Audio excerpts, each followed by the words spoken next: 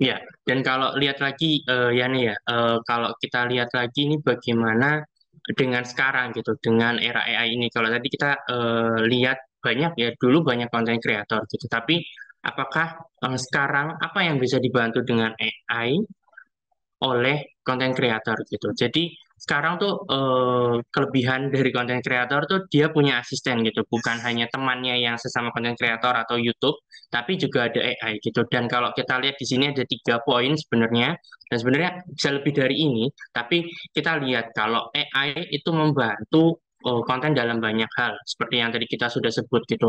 Bukan hanya saat penciptaan konten gitu, tapi saat planning konten, bahkan saat mengevaluasi konten sampai ke distribusi konten, itu tuh AI sangat membantu di dalamnya.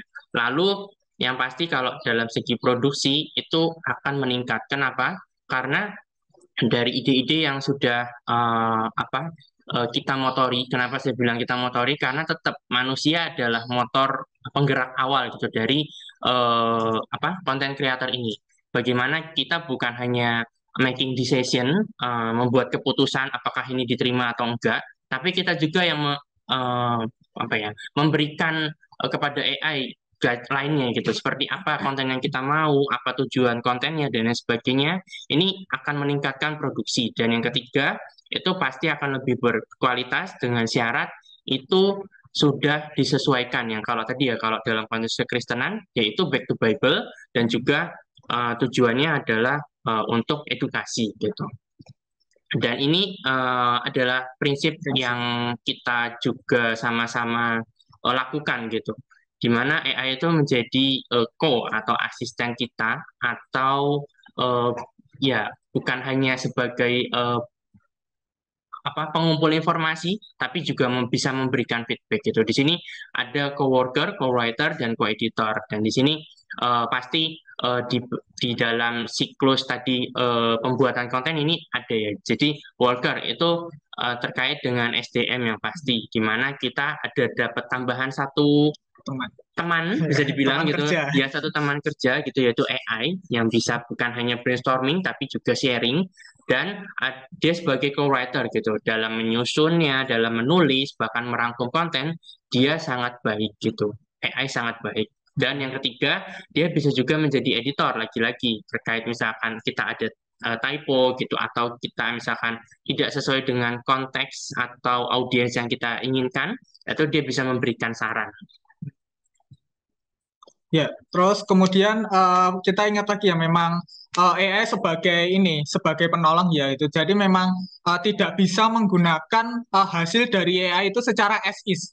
Jadi secara as is. Jadi minta misal kita membuatkan skrip untuk membuat video tentang kekristenan, tentang pemuritan, tentang penginjilan dan lain sebagainya. Tapi tetap harus kita edit supaya apa yang dari AI itu ya bukan hanya dari AI, karena kan AI rekan kerja, kita nggak bisa menyerahkan semuanya kepada AI, tetapi kita juga harus ambil di situ. Gitu. Jadi bagaimana AI juga bisa menolong dalam style, dalam pemeriksaan kualitas, dalam akurasi, gaya penulisan, kita bisa meminta tolong AI gitu, memberikan, oh AI aku mau saran untuk ini gaya penulisannya gimana, ini caption untuk postingan ini bagaimana, itu bisa juga. Terus kemudian derivatif, jadi membuat turunan dari konten sehingga bentuknya atau ini ya apa multiplikasinya itu semakin luas lagi. Tidak hanya satu konten saja, tetapi dari satu bahan besar itu bisa jadi bahan apa aja, bisa jadi video pendek, video series, bisa jadi audio podcast, audiobook dan lain sebagainya. Itu juga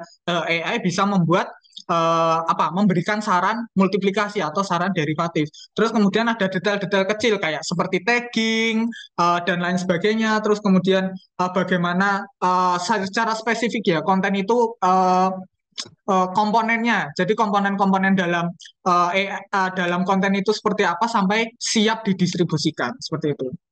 Ya, ini lagi diulang sekali lagi kalau prinsip atau cara kerjanya itu kita bermitra dengan AI gitu. Maksudnya ya kita bukan hanya sekedar bekerja sama atau kita menggunakan AI gitu, tapi kita juga saling memberikan feedback gitu. Sering sering banget kita bisa lakukan conversation dengan AI gitu. Maksudnya ketika kita minta hal A, dan memang nggak sesuai, kita bilang ini bukan seperti yang saya maksud. Bisakah kamu berikan yang sesuai dengan konteks yang saya berikan?